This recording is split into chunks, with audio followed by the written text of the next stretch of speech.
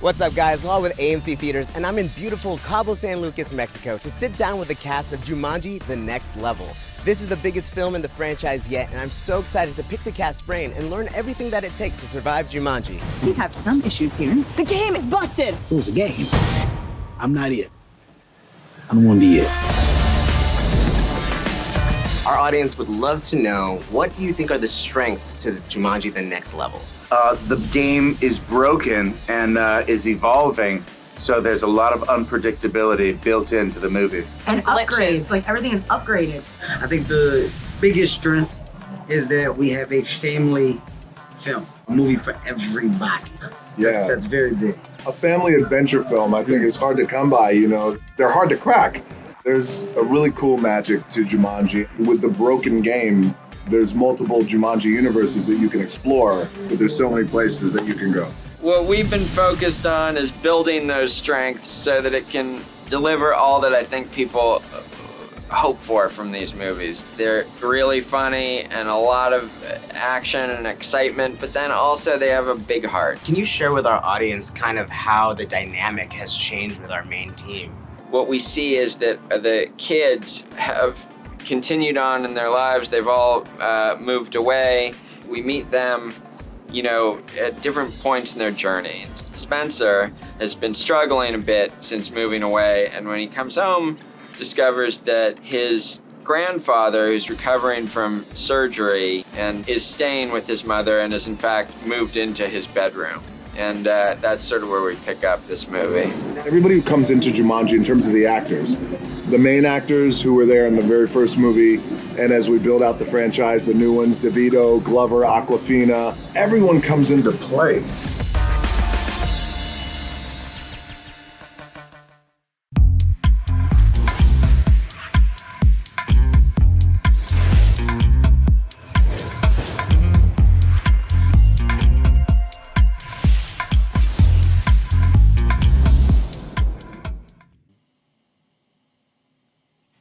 Hey there, AMC fans, and welcome to the Thursday Ticket. We are coming to you live from the AMC studios, where all we do is talk about the movies you want to go see this weekend.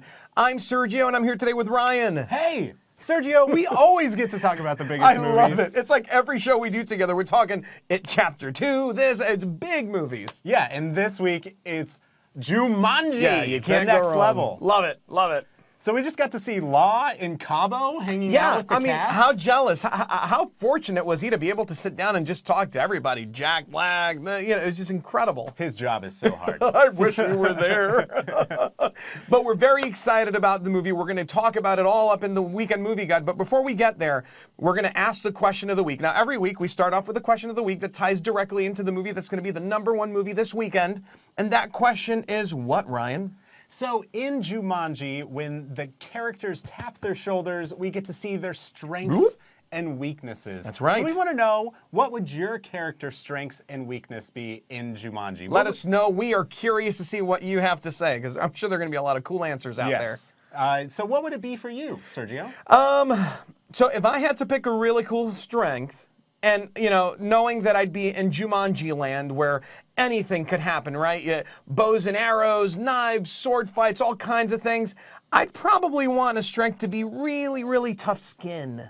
You know, something to make all those things bounce off of me. Not like Superman, but like just really hard to penetrate my skin. I think that would be a very, very valuable strength to have. I think you forgot about that anaconda that comes down on Jack Black in the trailer.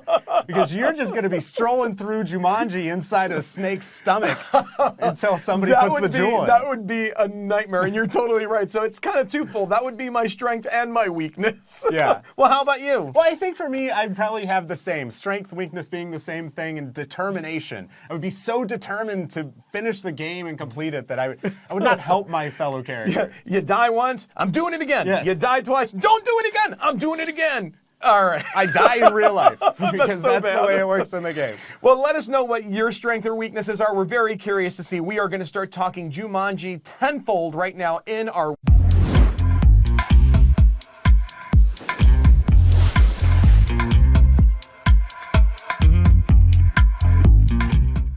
All right, so we are here. Jumanji opened 2 years ago in 2017, but we are now talking Jumanji Next Level. So excited, Ryan. And you can see it tonight, just in Yes. a few hours. Yes. Go see Jumanji. Go back. Go back to Jumanji. So what about Jumanji really, I guess you can say, tickled your pickle? I mean, like, I loved the first one. For me, yeah, I'm a beloved Robin Williams fan. That movie was a big part of my childhood, but this really flipped the script. We have The Rock and Kevin Hart, and it's that cast that really makes Jumanji a standalone movie. I agree. And you know what? So after seeing, 2017's movie, Jumanji, and just seeing everybody together and how harmoniously they worked. I mean, it was such a ragtag team of video game characters that just did what they needed to do to become successful. And now with this one, seeing the addition of new characters, I can't wait to see what the future has in store for this franchise. I mean, I can only imagine there's going to be a third one if this one kicks it out of the ballpark, which I know it will. Yeah, because we've got two Dannys in this. Danny Glover and Danny DeVito. That's true. They true. Totally mix up the entire movie. Not only because they're amazing and you want to see more of them, but they get our avatars doing different characters that we don't really see from people like The Rock. Yeah, I gotta tell you, I love that about this movie, that you get to see these different people embody these avatars and then try to figure them out. Because, in the first one, the Spencer, the character, he was able to get in there and just quickly figure out, we're in Jumanji, we're in a game. That's a non-playable character, that's this, and I got these powers. They were able to figure that out pretty quickly. Yeah, and it's because, he's a young kid. He knows that, man, I'm The Rock. I can punch this guy through a wall. Millennials got this down packed. But Danny DeVito has no clue. No, none whatsoever. And basically through the entire movie, he's asking people to fix his cell phone. Help me call home, Spencer. I loved it. And you get to see another side of like The Rock and his portrayal of this character, because he's not this really tough guy that knows it all right from the get-go. He's figuring it out, and he's just like, hey, my hips feel like butter. I mean, they feel so good, Yeah, and it's really that cast that makes you want to see this on one of the biggest screens. Absolutely. And that's in IMAX. There is no better way to enjoy a movie like Jumanji than on our IMAX screens. You are talking the biggest sound, biggest screens out there, and with the size and scope of this film, you gotta experience it. Experience the rumble in the jungle, the rumble in the desert, or the rumble anywhere. It has the biggest everywhere. sound, too. Exactly. Because the special effects in this movie, you have to see it on that big screen to really take in all the hard work that went into Jumanji. But you don't have to take it from us. You can listen to the cast talk about why you... We're not going to make it. We're going to make it. I don't think we're going to make it. We're going to make it.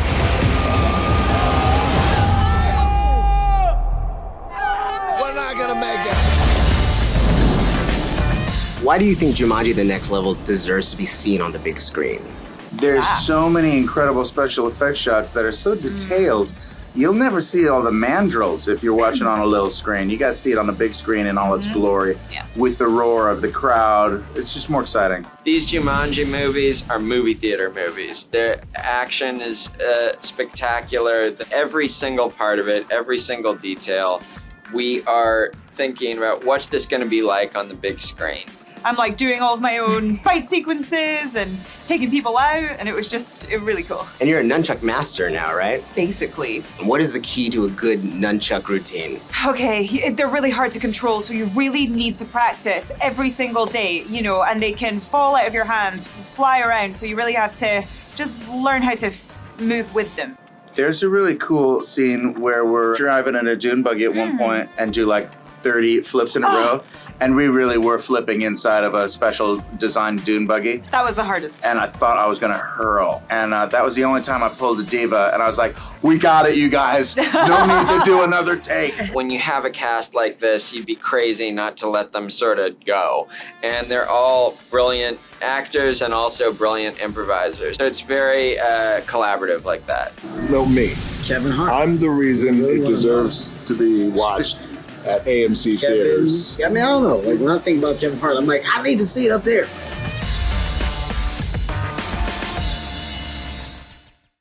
You can tell by the energy that these guys had talking in that junket with Law, very jealous, by the way, that this movie was a blast to put together. I mean, they had so much fun. And you can see that in the movie.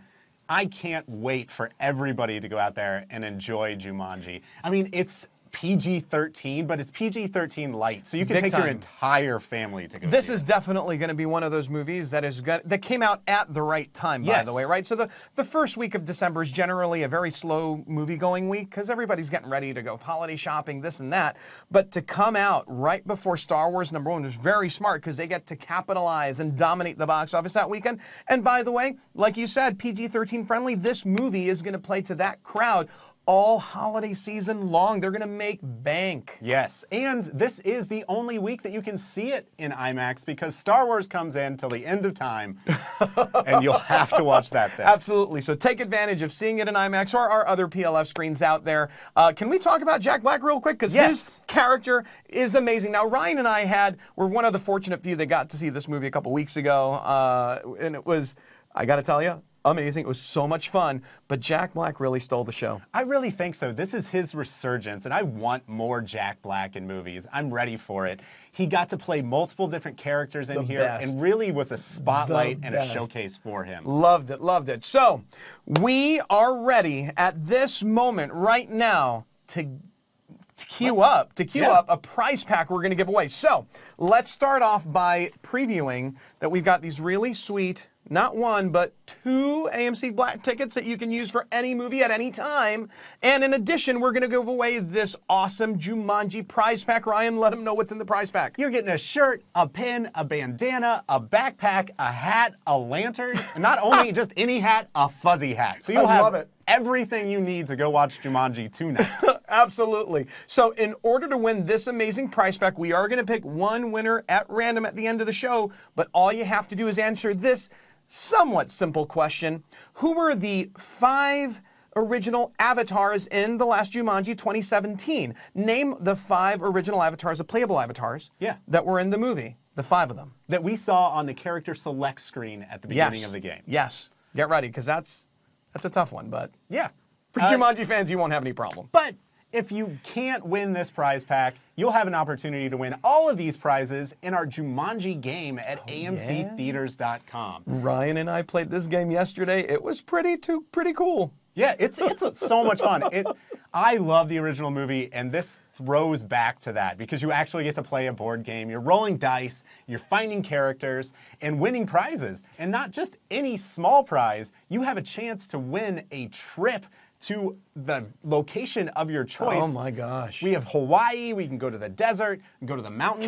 Can I go to Jumanji? I'm going to say, this game will take you to Jumanji. That's amazing. Well, that's not the only movie we have opening this weekend. Let's get into Richard Jewell. Yes, Clint Eastwood is back with a kind of a politically driven story about the bombing that didn't happen because of Richard Jewell. At the 96 Olympics. Yes. I got to tell you, so you can't go without having a Clint Eastwood movie in December. You know, last year was The Mule, and he seems to be very passionate about talking about these American heroes of sorts, right? Yeah. So you had, American Sniper, then you had Sully, and now we're talking about Richard Jewell. It was a controversial issue, right? Because the movie is about fake news and how they vilified Richard Jewell. Yeah, and you don't have to take that kind of for us because we were able to sit down not only with Clint Eastwood himself, but Richard Jewell's mom. And we can watch. I read the article, and I read the script. He did a heroic deed, but he ends up getting blamed for the actual crimes. It was a great American screw-over. Looks pretty bad. I was taken in by the fact that the FBI and the news media were so relentless with very little to go off of. If we don't lead on this story, what are we doing here? Okay, we're running it. This film is an interesting sort of study on the assumptions we make about people when we're desperate for answers. It shows how with just a small amount of information can turn into a nightmare. I wanted to do this movie because it was a Clint Eastwood movie. I've always wanted to work with him. I've admired his work for as long as he's had a career. When I heard he's going to do this and he wanted me for this part, I just flipped. The joy of recreating it is an actor's dream. You get a great appreciation for what the real person's life was like. Richard Jewell is such a rootable individual. I want to root for him in life and on screen. It's really exciting to play a character who is this complex. The FBI is looking at Richard Jewell as the bomber. We really had a lot of questions for Clint, kind of like, why did you want to make this movie? What do you think it's telling about American culture in 2019? He said it was a movie he'd want to see. He really felt it was an American tragedy. All these years, I struggled with it myself, but now Clint Eastwood is going to do something about it. It's an important theme that never gets old because it keeps happening. This man's name is Richard Jewell. He's a hero. Clint does care about people and telling great stories. It's been astonishing to see him put this together, trust everybody involved, the crew, the actors, with such a kind of grace and calm demeanor. It's so uniquely Clint. I didn't do this. Amazing. Just the emotion that we see from Richard Jewell, actual mom. Yep. And what Clint Eastwood has done with this movie. Absolutely. I mean, there's no doubt that this movie is going to be controversial and raise a lot of, points, and like you said, very political at times. But it definitely looks like one that you're going to want to see this weekend, because there are a lot of other movies that are going to be coming out in the next coming weeks, and you're going to want to make time for this one. So with that, let's talk about Black Christmas. Not a white Christmas, a Black Christmas. You can't go without seeing a horror movie in the month of December, right? Yeah, it's mandatory. And this is a remake of the 1974 Canadian movie. Canadian? I didn't know it was a Canadian movie. It's a cult classic. It really is. And we're going back after Sorority Girls again, which is, it's a Hollywood trope, but it's one that they keep going back to because it works. Now, when I think of Hollywood horror movies, right, and I'm thinking back the last couple of years, I can't really think of any outside of, and correct me, fact check me if I'm wrong, but was Krampus the last horror movie that we saw that was Christmas themed or in Christmas? It is the last one that I really care about. Well, Krampus was phenomenal. Because Krampus is one that I keep going back to. We had the guy that directed Trick or Treat with that one. Yep, and it's one of my holiday favorites now. Yeah, awesome. So make sure you catch Jumanji, Richard Jewell, and or Black Christmas this weekend. We are now going to start talking some Hollywood.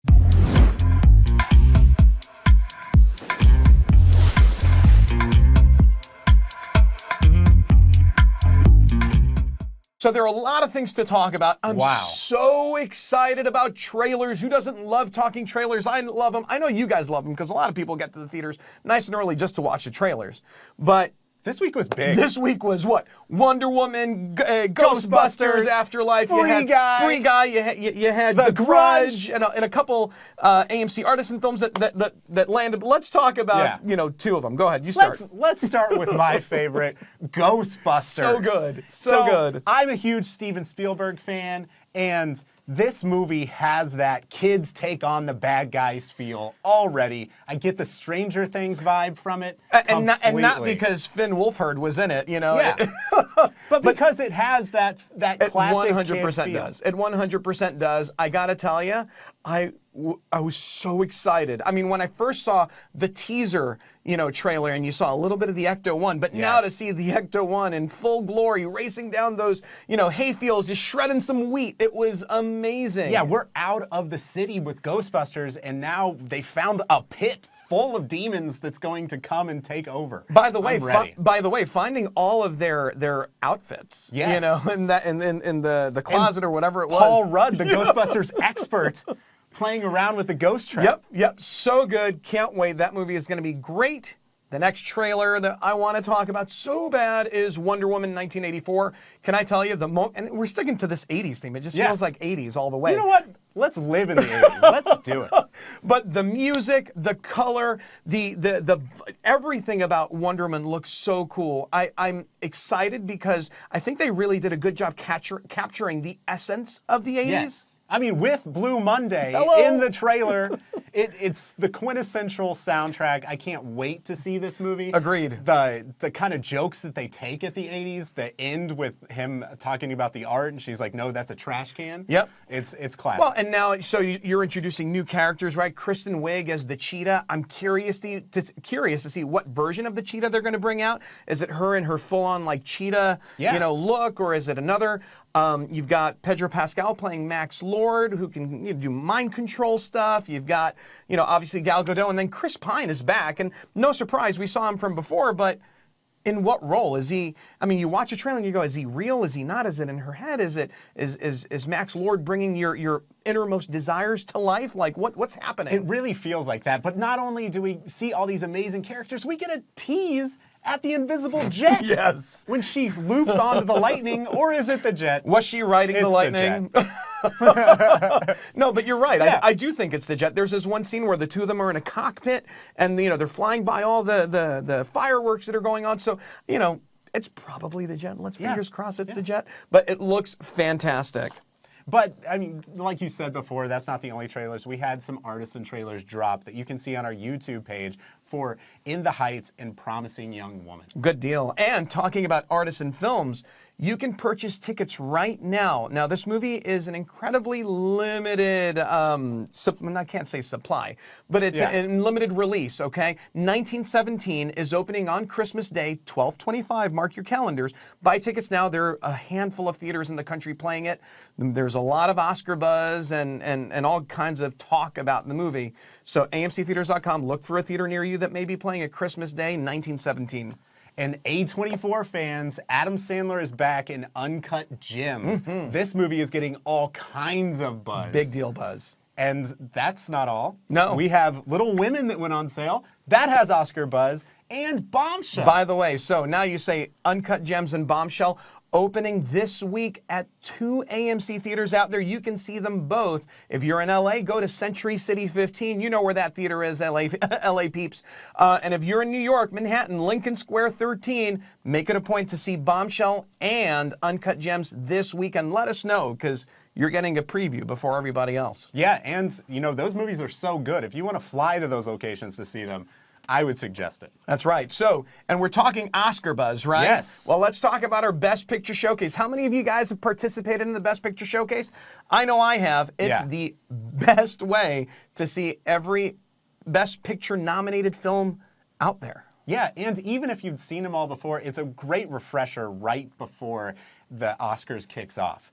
And we're going to have tickets on sale right after they announce every nominee, and you can get that information if you set a Remind Me right now for Best Picture Showcase. I thought that was awesome. So remember, this is our 15th year. We're very excited about it, take a lot of pride, and we know it works because you guys love it. Set that reminder button. We want to let you know when those tickets go on sale, when they're made available. Yeah, get those seats you want, because if you're sitting in there for 24 hours, you want your perfect seats. Now we're going to talk about one of the parts of the show that I always love, which are offers that you can only get right here at AMC. So let's talk some exclusive offers. What's the first? Well, we don't get to do the show next week. And next week, a little movie comes out called Star Wars. Little bitty movie. But we're going to sneak in a little offer here, because if you see Star Wars, every Sunday for 4 weeks, you're going to get an amazing collectible poster. I love it. So who out there loves collecting? Because I know I do. My family knows it. I collect everything from posters to figurines to statues of like pop culture stuff. This is right up your wheelhouse. Yeah. So make sure every Sunday, you're going to have to see this movie 4 times, and you're probably going to watch this movie 4, 5, 6 times, whatever. But every Sunday after the movie's released, you're going to see a new poster that's being released for those of you that want to see it in IMAX. Yeah, and I hear really, really good things about the final poster from Disney, and I'm excited to see what that one looks like. Fantastic. The next offer we want to talk about directly it ties into Spies in Disguise. Yeah, if you buy your tickets right now, we're going to give you music from the movie right there. You can take the code in your TransPod and plug it in and get a free music download. And the movie looks really fun anyway. Yes, So go pick come up those on. tickets too. You know you're going to be going to the movies all the time over the holiday week. So make sure you take advantage of that. I think it's now time to talk about our winner. So we had that Jumanji trivia prize pack that we announced earlier. And the way you could win was by naming the 5 original avatars, the playable characters that were in the original film. Jumanji drum roll. Amanda Stevens! Way to you go, win! Amanda! Congratulations! It is not easy remembering Ruby Roundhouse, Shelley Oberman, Bravestone. I mean, the list goes on and on, but congratulations for getting it done. That was no small feat. And you may give away some of these items as Christmas gifts, but if you did not win the prize pack, you can buy A-List as the perfect Christmas gift this year. Oh, that is a great idea. In fact, I'm actually doing that myself. I am purchasing my cousin. I'm not going to name the cousin because they may be watching the show. Surprise! But I am buying a cousin an AMC A-List. So I'm very excited about it. You know, she's an avid, I'm giving away clues, the cousin's a very avid moviegoer. It's over. It's 3 movies a week. 12 movies a month. You can watch them in any format. You can pre-reserve them in advance when movies go on sale. Like, take advantage. It's the perfect holiday gift, especially during the season when we've got so many movies to go enjoy. It's really going to be a challenge for you to see all these movies, and you need A-List to do that.